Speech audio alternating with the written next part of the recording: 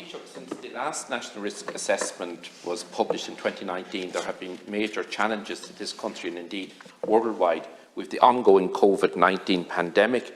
We have suffered due to the cyber attack on the health services, on the HSE and on the Department of Health here, and we have also to encounter Brexit and the fallout from it.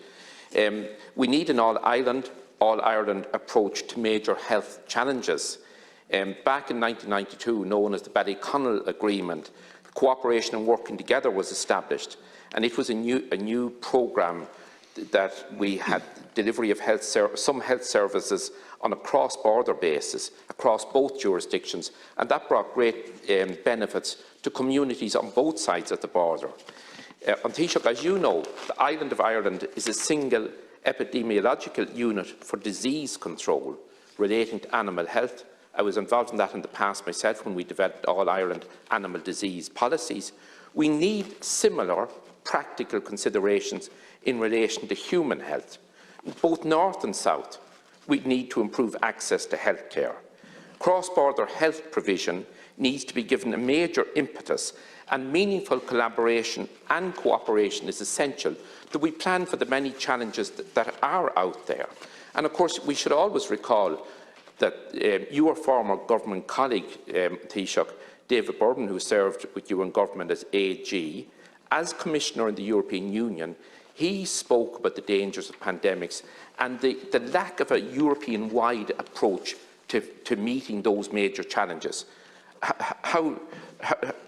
Now we see how meaningful and how progressive and how insightful his comments were. A man who served this country with great distinction, both as AG and as a Commissioner representing our country in the European Commission. Taoiseach, we need a programme of research on an all-Ireland basis. The Shared Island Unit, which you established, can give a great impetus to research and development of health programmes. And I know, having met the All-Ireland Cancer Research Group, that very important work is ongoing at the minute, and that can be given extra momentum as well. And I know that you have engaged with them directly as well. So that's very important. And Taoiseach, I always think that Professor Deirdre Heenan of Ulster University, she has written extensively about the areas for cooperation in regard to provision of healthcare on a cross-border and an all-Ireland basis. We need to deal with the challenges, not the day that the problems are with us, but we need to plan in advance for the like of, unfortunately, challenges such as pandemics in the future, probably as well, God forbid, but we always need to be preparing in good time. We need to prepare as an all-Ireland, as one unit in dealing with disease that affects human beings. Thank you, Akanko. Now, in terms of Deputy Smith, I think has made a very fair point, first of all, in terms of the all-Ireland approach, in terms of the pandemic. There should be an all-Ireland approach. Like, take COVID certificates, for example. It would have been far better if COVID certs were an all-Ireland approach. But, you know, Party opposite Sinn Féin opposed COVID certs here, have opposed them in the north.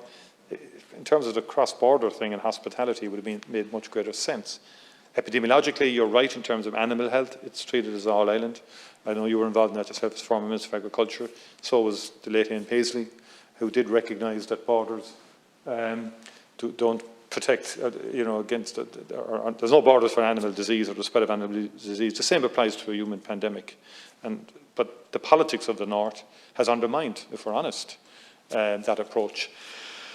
And the current situation in terms of, hasn't made it easy. But that said, a lot of good work has happened in terms of the two CMOs working, the Ministers for Health engage and so forth. But it hasn't been an overarching all-Ireland epidemiological approach to this. The CMOs in the North, the focus of authority there is London in terms of the public health advice that they receive and deploy, and then the executive has its own views as well.